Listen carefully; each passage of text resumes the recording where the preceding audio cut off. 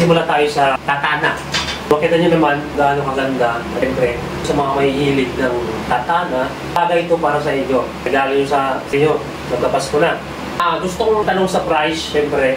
Ito kabahaw, 44 inches. Hindi kayong mag-request kung ano yung gusto yung haba. Ayan, sa mga gusto nito, i-PM nyo ako sa price, huwag kampilan. Kung sa mga gusto nito, i-PM nyo lang ako para doon sa price natin, siyempre. Siyempre, doon sa mga mayor, sa mga may hilig sa leksyon, ang training, at siyempre, pwede rin pang defense. So magandang klase po yung handle niya gawa sa sungay ng kalabaw. At siyempre, yung handguard natin, stainless po yan. Makikita nyo naman kabahaw kung gano'n siya ka-quality. So yung scabard niya kabahaw gawa sa Nara, napakaganda kabahaw. So yung size nito, 27 inches. So napakagandang pang-assault nito. Tsaka yung blade niya kabahaw, saktong-sakto lang.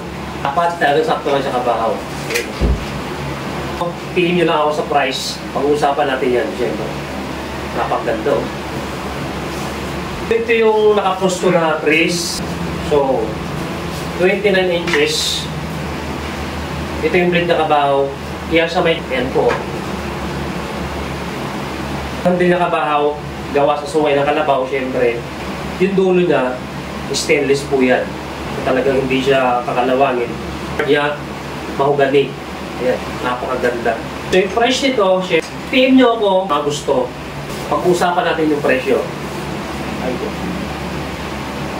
So, ito naman kabahaw, Chris dito.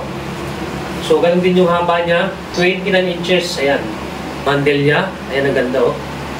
Napakaganda. At syempre yung blade niya talaga, maganda ng palos nito kasi hindi siya ganun, hindi siya bigat, hindi rin siya magaan, saktong-sakto lang talaga kabahaw.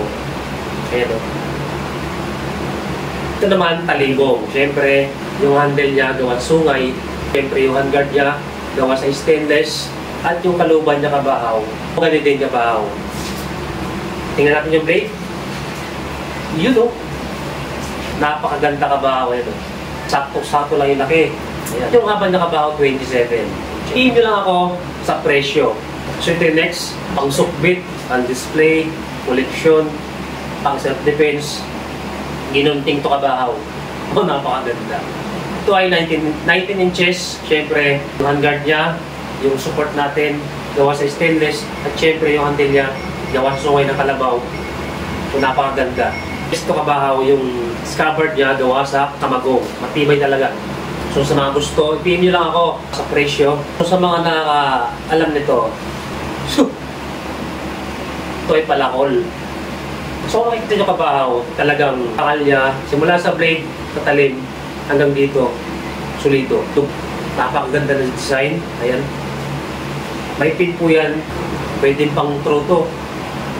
Kung sa mga gusto, syempre, hindi lang ako sa price. Pag-uusapan natin yan. So, ito naman kabahaw, pinuti yan.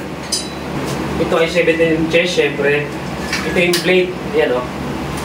Gawa sa sungay ng kalabaw, syempre. Press. Anak pa lang to. Meron siyang tatay. So, ito yung tatay niya. Siyempre, gwapo, kagaya ng anak. Ayan, no? Ito naman ay 26 inches. Same lang ng handle gawa sa sungay ng kalabaw. Siyempre, yung ano natin, tansong po yan. At yung blade na kabahaw, talagang ganda ng balance nito. Sa mga pinakita namin, team lang kayo. Napakarami nito. Kasi siyempre, kabahaw, ganda nito. 28 inches. Meron din gawa sa yung handle niya, gawa sa kamagong. At syempre yung natin, support natin at yung handguard, stainless po yan. At syempre itong kaluban niya, gawa sa mahogany. So silipin natin yung loob. Nakita nyo yan? Napaganda. Machete blade, ayan o. Sa kagandahan nito, talagang yung design nga maganda talaga. Sakto lang sa kamay na. So ito naman kabahaw, 9 inches. Ayan, siyempre, yung taluban niya, gawa sa mahogany. Saka yung design niya kabahaw, napakaganda. Yung handle natin, siyempre, may tornilyo pa yan dito para hindi basta-basta mahuhugot. Loob nito, meron din yung gamit na bakal. JM, makapanood mo to. Baka ito siguro regalo ko sa'yo. So yung price nito kabahaw, i-PM nyo lang ako. Yan, napakaganda. Kasi ito naman kabahaw, sa handle pa lang makapaibig ka. Siyempre, samahan pa ng design, ayan. Big kabahaw. Napakaangas niya. So ito yung tapos din sa akin, siyempre. 25 inches. Ayan. Ang ganda, di ba? Talagang hindi siya basta-basta gawa sa sungay, siyempre. Stainless. Ang scabbard niya, mahogany. At ito yung blade na kabahaw. Yun, oh. Ang ganda. Ayan, oh. Double blade to kabahaw. Ayan, double blade, oh. Ang ganda. So, ang haba nito ay 25 inches. So, ang handle niya, tingnan mo yung design, napakaganda. At syempre, dun sa mga nagtatanong, ang ganda ng barong natin kabahaw. Ang handle niya kabahaw, mahogany, syempre, stainless. Ayan. Ito yung blade niya. So, 20 inches po ito. Ayan, yung blade niya. Napakaganda. Syempre, kung mas maganda, may mas cute. Ayan. Yung handle niya, syempre, nakatornilyo yan.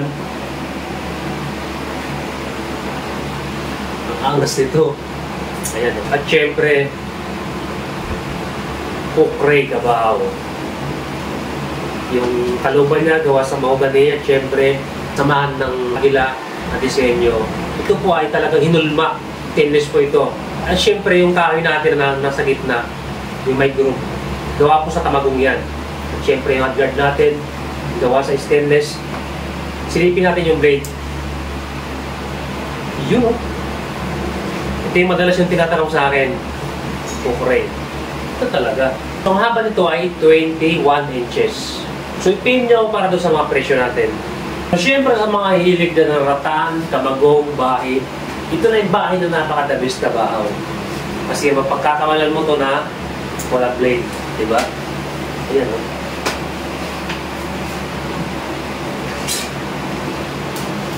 Diba? May blade po yan. Akala nyo lang wala. So, napakaganda. Yung ano natin gawa sa bahay, yan, kaluban, bahay din. Napakaangas nito kasi hindi mapagkakamalan na may blade talaga. So, pin nyo ako sa presyo. Siyempre, sa mga nagtatanong ng training natin para safety tayo, siyempre, meron tayong kamagong. Ayan, o. Pwede ito ilapat sa balat, talagang hindi kayo susugatan. Safety kayo. Dapat talaga pag nag-training kayo, ito yung gamit nyo, siyempre. Bukod sa maganda, safety pa. At yung handle niya, kamagong, siyempre. Meron din yung kahoy niya, kamagong. Ang angas nito. At yung kaluban na kabahaw, malat. So, may tatay, meron anak. Ito 27. So, napagandang pag-training. Set po ito kabahaw. Nakaset na. Ang mga may hilig ng pang bulsa lang, pwede ito. Pwede nyo gawing palawit sa bag. 10 inches. Siyempre, kung gano'n siya kaliit, gano'n din siya kaganda. Ayun, sa mga nagtatanong yung karambit natin. Diba? Yun, no? Ayan, no? Gawa sa sungay, siyempre, dugtong yan, hindi yan putol. At siyempre, samahan ng napakagandang blade. Ayan, napakakilis yan. So, sa mga naghahanap ng karambit dyan, napakaganda nito.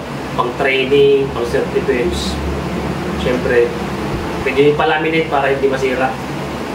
Pang display. Ang ganda. So, piliin nyo ako sa presyo. Mura lang ito kabahaw. Kabahaw, ginunting. Yan o. Siguro itong, ano niya, fittings niya. Siyempre, gawa sa mahogany. Opo. At ang angas ng design ito kabahaw ito. Talagang delivery ito.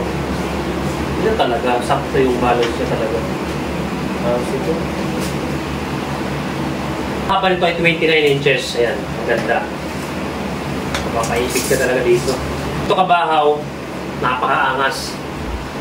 Yan o. Yung design niya. Talagang hindi siya madulas. Siyempre. May group yan. At siyempre, ayun, sakto lang. One sungay na kalabaw, Stainless din. Cover niya, gawa sa mahogany yung check na pinag-design.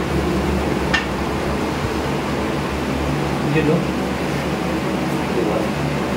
Ang ganda. Ang ganda ng design.